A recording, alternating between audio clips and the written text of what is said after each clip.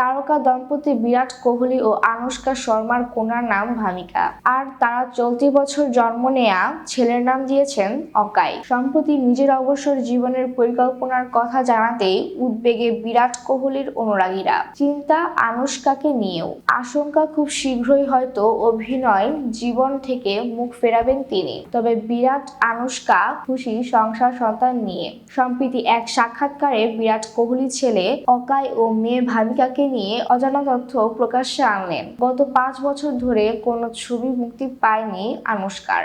মেয়ের জন্মের পর শুধু তান্তহ এক্সপ্রেস ছবিটি করেছেন তিনি, অবশ্য সেটিও আজ পর্যন্ত মুক্তি পায়নি।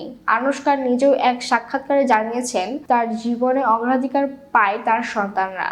এবার কোহলির অবসরের জল্পনা উঠতেই শোনা যাচ্ছে 2 ছেলে মেয়ে ও স্ত্রী আনুশকার সঙ্গে লন্ডনেই লোকচক্ষুর আড়ালে থাকবেন কোহলি দম্পতি। তবে ছেলে অকাই বেশ ছটফটে হয়েছে বলে জানালেন বাবা বিরাট। আর মেয়ে ভামিকা নাকি 3 বছর বয়সেই ব্যাট ঘোরাতে শিখে গিয়েছে।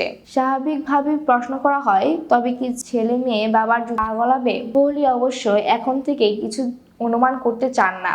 তার কথায় এখনই কিছু বলা যাচ্ছে না, ওদের যা খুশি বড় হয়ে সেটাই হবে।